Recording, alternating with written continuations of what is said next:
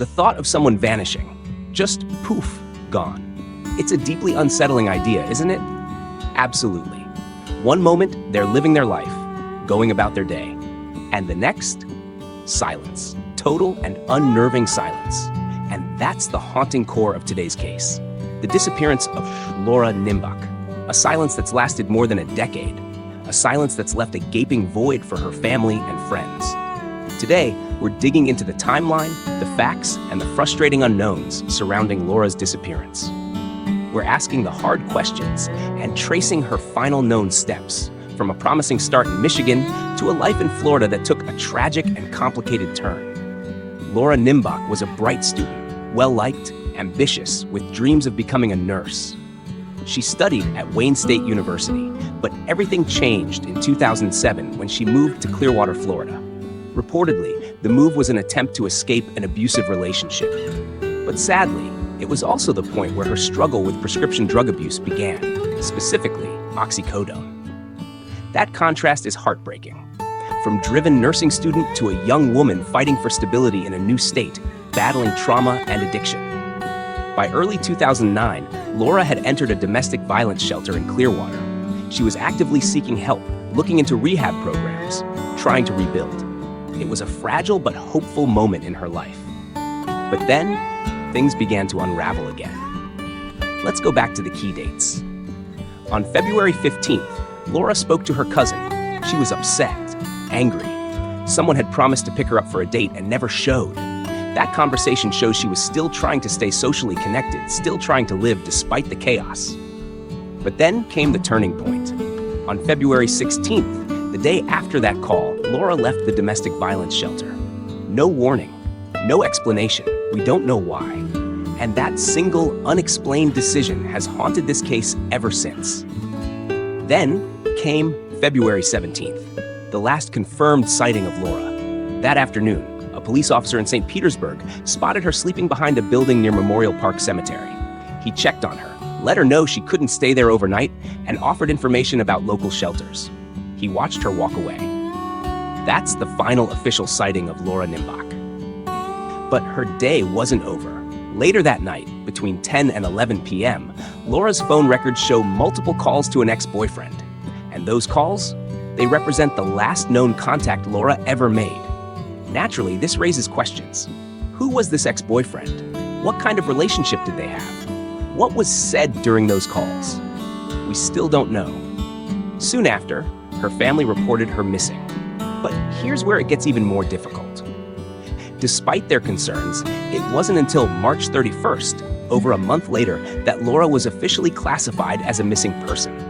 That kind of delay in the early stages of a missing persons case can be devastating. Those first days are critical, and they were lost. Now, for those listening, here's what we know about Laura's physical appearance at the time she vanished. She was 22 years old, Caucasian, 5 feet 5 inches tall, around 105 pounds, blonde hair, though it was naturally brown and curly, light brown eyes. She also had some very distinctive features, a pink flower tattoo with tribal design on her lower back. And importantly, she had asthma, a serious medical condition.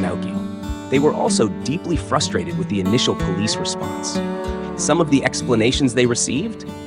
That Laura was an adult, that she may have chosen to disappear, that she was transient. It speaks to how cases involving vulnerable individuals, people with unstable housing, addiction, or legal issues, can sometimes be deprioritized. But the facts paint a different picture. Laura wasn't someone who typically vanished without a word. She was close with her family, in regular contact. Her silence was alarming and completely out of character. Despite the early missteps, the FBI eventually got involved, which suggests a growing recognition of the case's seriousness. Still, here we are, more than 13 years later, and there have been no confirmed sightings, no contact, and no resolution. Her family hasn't stopped searching. They've maintained awareness campaigns, put up flyers, and run social media pages, doing everything they can to keep Laura's story alive. Their commitment speaks volumes about the love they have for her. They know her, and they know something's wrong. Laura Marie Nimbach's mother shares a deeply personal message about her daughter's disappearance and the pain of not knowing. You can watch the full story by clicking the link in the description below. Hi everyone, I'm coming to you today to plead for your help. My daughter, Laura Nimbach, has been missing from Pinellas County, Florida since February 2009. Here are some pictures of her. So where do things stand now?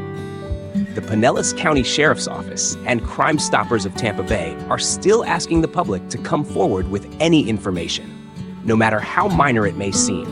A memory, a sighting, a conversation, something from February 2009.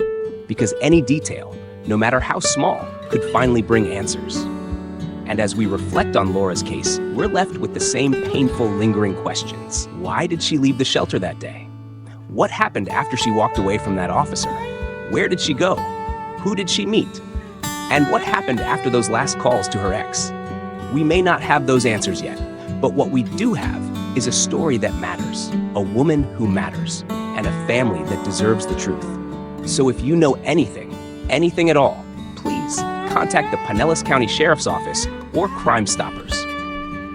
The silence surrounding Laura Nimbach has lasted too long, and her story deserves to be heard. Thanks for watching.